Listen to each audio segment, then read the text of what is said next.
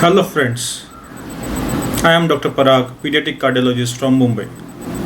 You must have liked my initial two videos on fetal echo where I covered hypoplastic right and left heart syndrome. Today I am going to talk about echocardiographic findings in a very unique anomaly called as anomalous origin of right pulmonary artery from ascending aorta.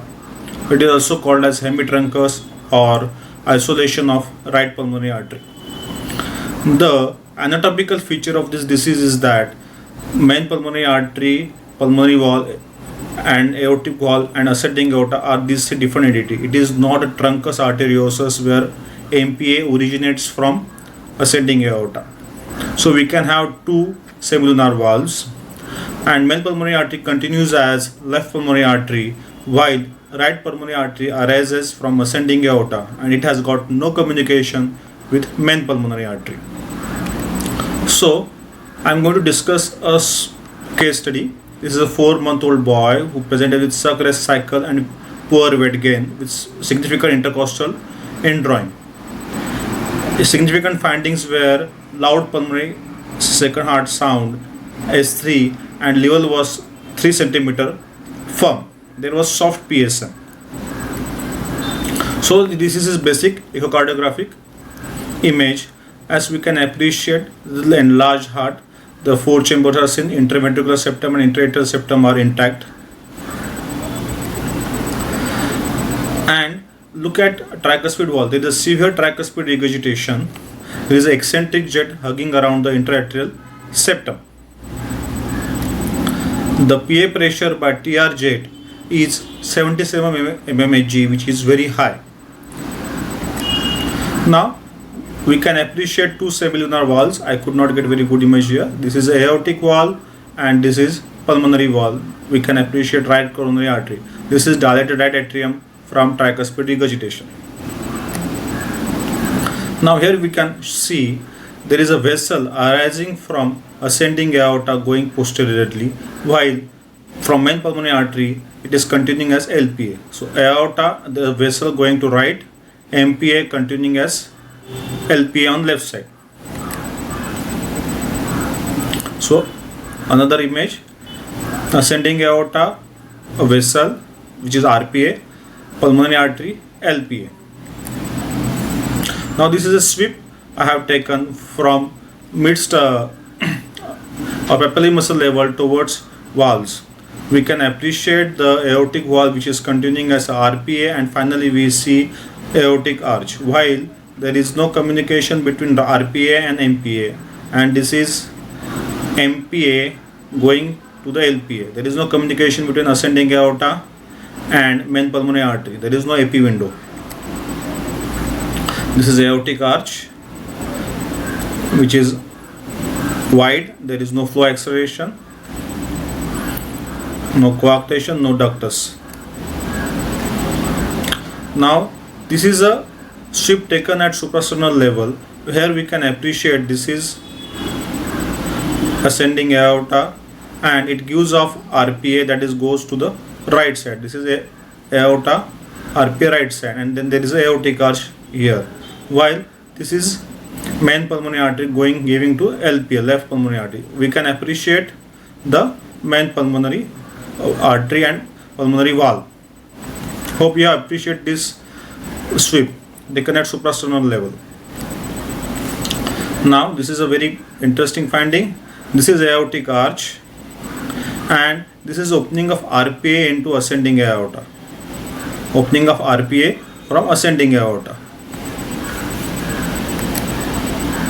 We can appreciate flow from ascending aorta to RPA, and this is aortic arch. This is subcostal view, ascending aorta, and this is RPA, this is aortic arch. Now if we take a pulse wave Doppler in left pulmonary artery, then we see only systolic forward flow. There is no diastolic flow and the flow is not very active. But in the right side there is a dominant forward flow which goes in diastole also. I have kept the scale in left pulmonary artery flow and right pulmonary artery flow constant so as to appreciate the change in velocity of flow.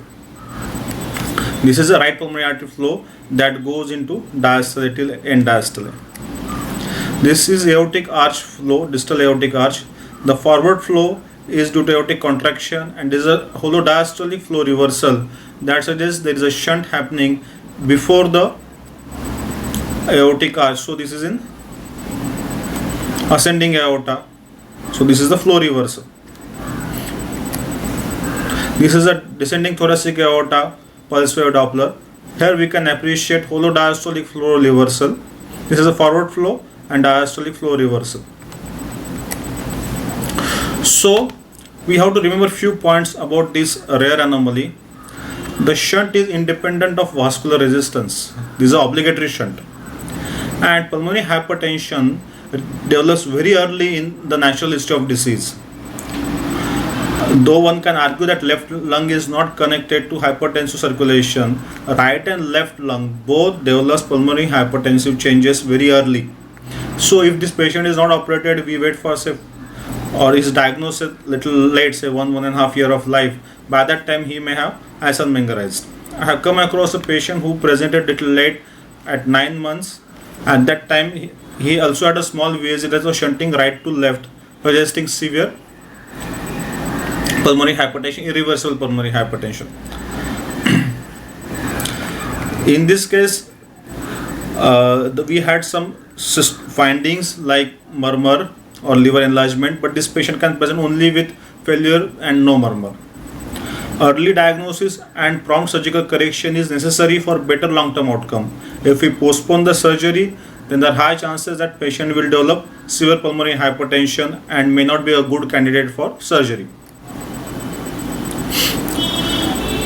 So, take-home message in this case is that every patient with severe pulmonary hypertension in infancy needs a thorough evaluation.